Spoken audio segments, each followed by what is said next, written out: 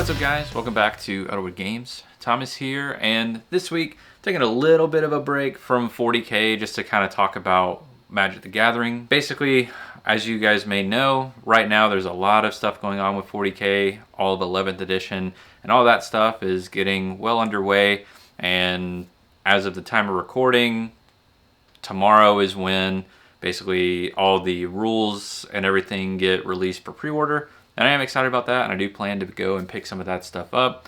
But I want my next video maybe to be more about talking about what my armies are going to look like for 11th edition. So I'm really hoping that the field manual gets updated next week, and I can kind of talk about that and talk about my plans for what my armies will be doing in the new edition. But that's still yet to come. But no, this week I decided I'm going to talk a little bit about Magic the Gathering. It's been something that's been more on my sort of hobby plate this past week, and I thought it'd be kind of fun to talk about sort of some of the thoughts that I've had this week, because some of it is kind of starting to change. Notably, one of my friends in our play group sort of brought up the idea of creating higher powered decks. Not CEDH, so bracket 4.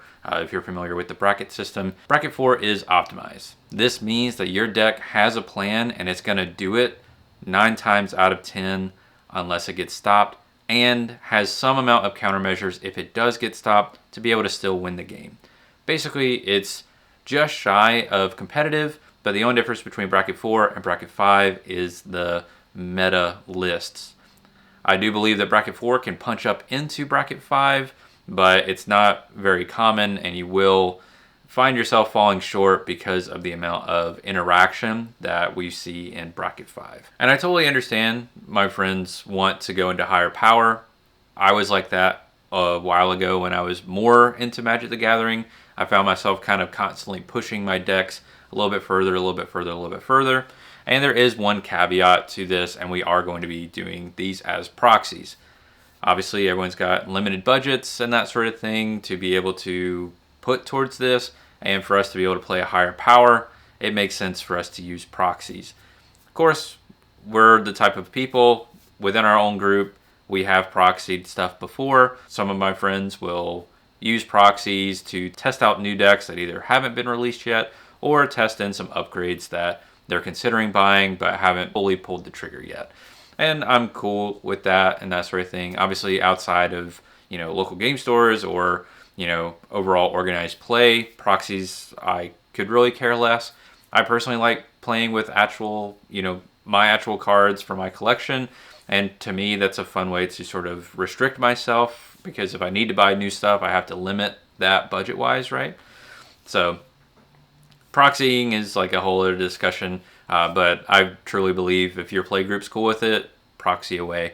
I really could care less in that environment. I do believe that local game stores could have like proxy event nights for things, but I don't think that players should come to a local game store with a proxy deck and expect other people to be cool with them playing with proxies. Especially if it's like proxying power, not like just proxying things that haven't been released or proxying things that they just haven't upgraded into.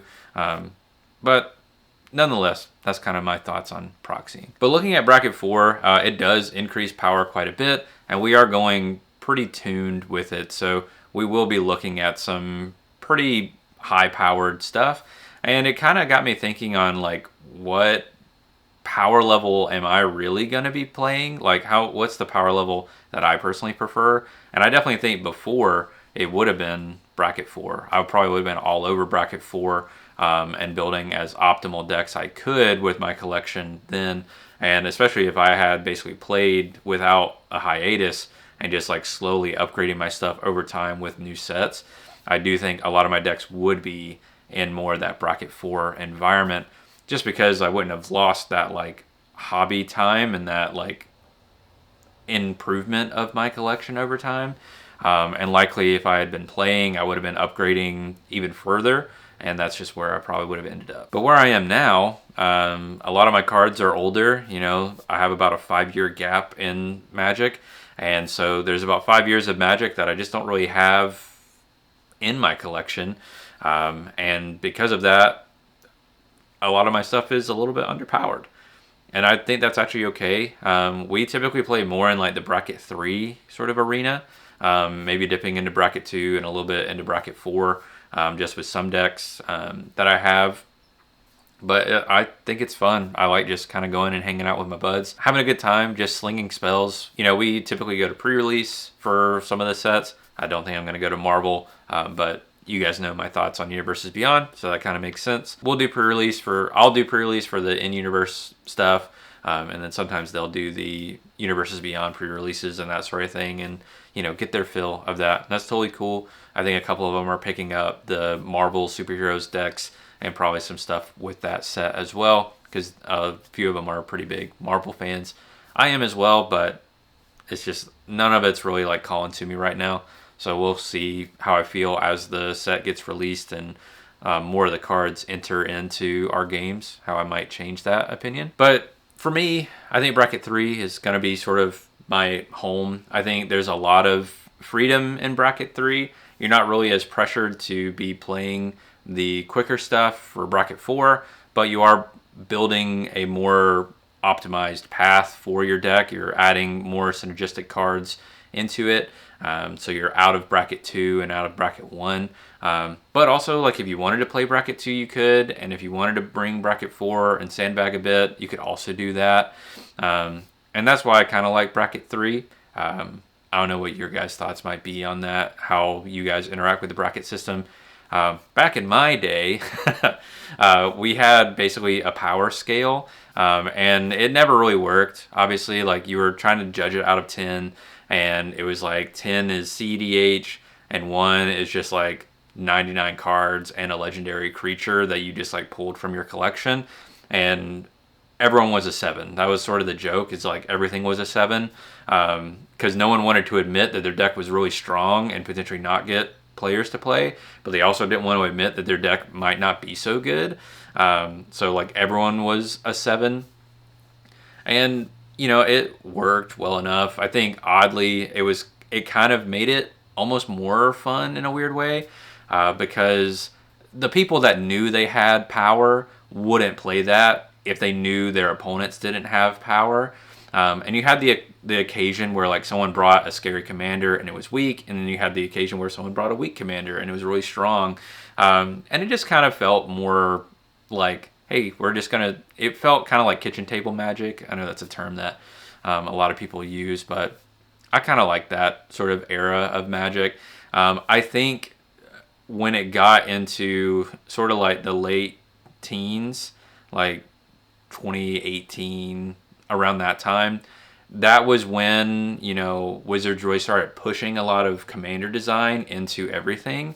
And that's when it felt like you kind of needed something a bit more organized for sort of the different tiers of play. You had CEDH, and that's always been like its own thing. And if someone was playing CEDH level deck, when they played into lower pods, it was basically assumed that they were arch enemy, and like we would be trying to stop them from winning. And that was a fun enough kind of game mode in a way, like arch enemy and that sort of thing. But nonetheless, it has been interesting to, even when I wasn't really playing, kind of watching from the sidelines how Commander shifted from, I mean, it was always a popular format, but you have to admit, like, for those of you that may be older Magic heads, you probably remember the days of the early pre-cons in like 2015, 2016, when, you know, everyone just kind of built what they could. You know, Craterhoof Behemoth was one of the biggest game enders, and some people thought it felt bad. Some people thought it was completely fine. It was a much different time. Whereas now, you know, there's an entire bracket, like 1/5 of the format talks about winning by turn 5 or 6 in bracket 4. And it's kind of like, back then, you know, Commander games were probably 2.5, 3 hours long, maybe longer on average. And now, like, a lot of times, me and the guys will meet up and play 4 or 5 games in, you know, 4 hours. And we're playing bracket 3. Like, we're not even playing high powered. You know, it's just like the format has gotten so much faster. And in some ways, I kind of like it. It allows you to play those bigger, splashier spells even sooner. And it because of like a lot of the acceleration and mana ramp that has been created that's more efficient than it used to be. You can sort of kind of do that, because before obviously you had to be in like green with elves and doing elf ball kind of stuff to get the mana to be able to cast the spells in an effective turn or to be ahead of curve. Whereas now it's almost like instead of everyone doing like land pass, everyone is like able to increase their mana probably by like 1.5 a turn, and just that little bit of acceleration has like pushed the format much faster. Which, is it good? Is it bad?